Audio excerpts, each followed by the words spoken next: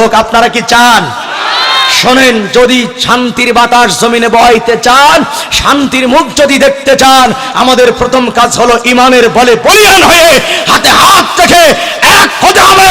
বাংলার সকল আলেমদের সাথে, বাংলার সকল তরুণ যুবকদেরকে, মুরব্বীদেরকে, নারী পুরুষকে এক কাতারে কাতারবদ্ধ হয়ে হাতে হাত রেখে ইসলামের আন্দোলন করে রাখবে। প্রয়োজন হলে রক্ত যাবে, জীবন যাবে, তার বিনিময়ে শান্তি প্রতিষ্ঠা হবে। ঠিক কিনা কথা বলে?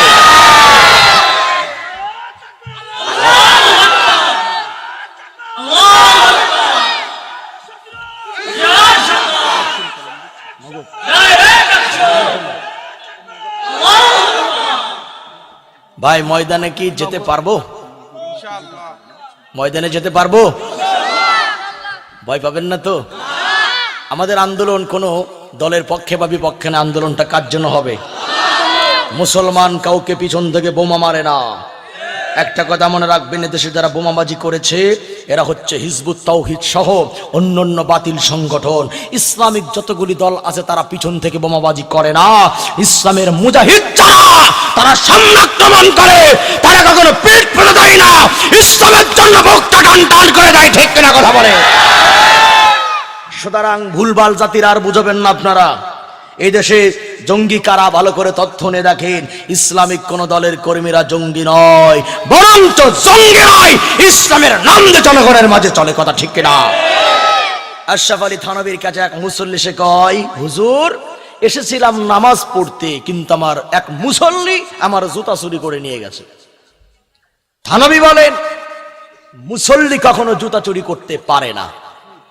কয় না মুসল্লি নিছে? কয় নো, মুসল্লি জুতো চুরি করে নাই, চোর মুসল্লি সেজে জুতো চুরি করছে। সুতরাং ইসলামিক দলের কর্মী কখনো জঙ্গি হতে পারে না।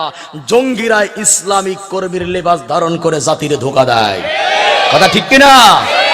সুতরাং ভাইয়ের আমার, মুনাফিক এদের আর একটা রোগ হলো চরম মিথ্যা বলা। সুতরাং কথা কাজে যাদের মিল নাই এরা মুমিন না মুনাফিক। মুমিন না মুনাফিক? এমন মুনাফিক এই দেশে আছে না নাই? আর একটু সামনে কি যাবো? আমার সময় কয় মিনিট আছে?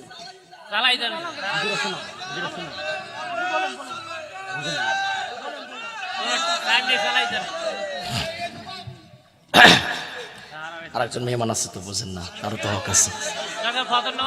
আল্লাহ কবুল করে, বলি আমিন। জোরে বলি আমিন। এই বাদাম আছে কার কার গালে? চেক করো তো। বাদাম, পান এগুলি খাওয়া যাবে? পরে খাবেন, এগুলি পরে, এখন না। আল্লাহ তুমি আজকের বসাটাকে হিদায়াতের জন্য কবুল করো। আর জোরে বলেন আমিন। এবারে সেনাময় আর একটু সামনের দিক বাড়ায়। মুসলমান কোরআন কি বলে দেখি। কোরআনুল কারীম জানিয়ে দিচ্ছে এই মুনাফিক যারা, তারা কথায় কথায় মিথ্যা বলে। সুতরাং মিথ্যা বলা হলো মুনাফিকদের রোগ। সুতরাং বাংলার জমিনে যারা যে কোনো সময় জাতির সামনে মিথ্যা বাদা করেছিল, একবার সাক্ষী দেন মুসলমানেরা, ওরা মুসলমান মুমিন না মুনাফিক। সুতরাং আপনারা তাদের ভালো করে চিনে নেবেন, সিদ্ধান্ত গ্রহণ করবেন। আগামীর বাংলাদেশের ক্ষমতায় আর আমরা কোনো মুনাফিক দেখতে চাই না, ইমানদার মুসলমান মুমিনদের দেখতে চাই। ঠিক কিনা? আল্লাহ যেন কবুল করে, বলেন আমিন। ভাইয়ের আমার, এরপরে কোরআন জানিয়ে দিচ্ছে, ওয়া ইযা কিলা লাহুম লা তুফসিদু ফিল আরদি ক্বালু ইন্নামা নাহনু মুসলিহুন।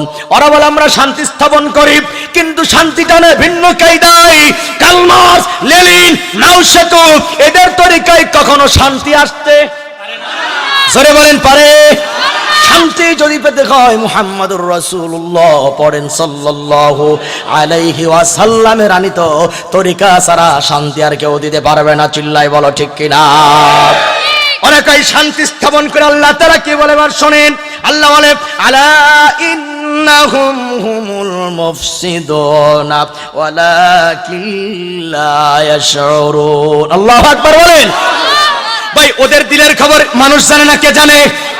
আল্লাহ বলে, সাবধান, ইন্নাহুম হুমুল মুফসিদুনা ওয়ালাকিন লা ইয়াশউরুন। আল্লাহ কই নিশ্চয়ই ওরাই ফিতনা করে জমিনে। ঠিক কিনা? কিন্তু ওয়ালাকিন লা ইয়াশউরুন, ওরা যে ফিতনা করে ওরা এটা বুঝতেই পারে না, টের পায় না। কারণ টের পাবে কেমনে? মাথার মধ্যে তো বামা রামের পানি পড়া দিয়ে ভরা। কথা ঠিক কিনা? কোন দেশের নেতা উনার আচরণ দিকে খুশি হবে সেই দিকে তার লক্ষ্য, মুসলমানের দিকে তার লক্ষ্য নাই। ওরা আমরা শান্তি স্থাপন করে আল্লাহ করে, ওরা অশান্তি করে। এ কথার দ্বারা প্রমাণ হয়ে গেল মুনাফিকেরা যেই পথে চলে সেই পথটা কোনো শান্তির পথ হতে পারে না। এখন ওয়াদা গ্রহণ করেন, মুনাফিকদের পথে কোনো মুসলমান মুমিন থাকতে পারবে? থাকতে একবারে আমরা ওয়াদা নেব ইনশাআল্লাহ। বন্ধুরা আমার, আরো আয়াত রয়েছে, লক্ষ্য করেন কোরআনুল কারীম। আল্লাহ পাক এবার সর্বশেষ বলেন ওদেরকে, ওয়াইদা কিলা লাহুম আমিনু কামা আমানান নাসু ক্বালু আনুমিনু কামা আমানাস সুফাহা। আল্লাহ কয়, আর তোমরা কাফিরদের, আল্লাহ বলতেছে তোমরা ঈমান আনো ওই সমস্ত মানুষদের মতো যারা ঈমান আনার মতো এনেছে। সুবহানাল্লাহ কোন। এখন কাফিররা বলে, কাফিররা জবাব দেয়, তারা বলে না না, ক্বালু আনুমিনু কামা আমানাস সুফাহা, আমরা তো নির্বোধদের মতো ঈমান আনতে পারি না। নাউজুবিল্লাহ বলেন। মুসলমান ভাইরা আমার, আল্লাহ তাআলা বলে দিচ্ছেন না, আলা ইন্নাহুম হুমুস সুফাহা ওয়ালাকিন লা ইয়ালামুন।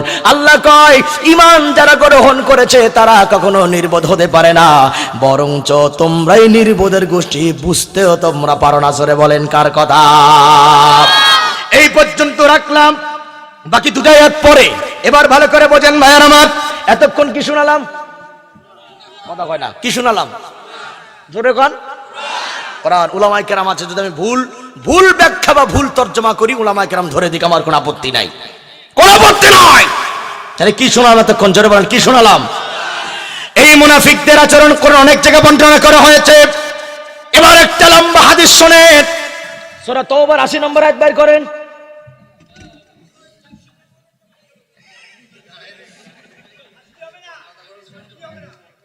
ঠিক, ভিতরে বারুদ জ্বলছে, কথা ঠিক কিনা? জোরে বলে, ভিতরে বারুদ জ্বলছে। আল্লাহু আকবার।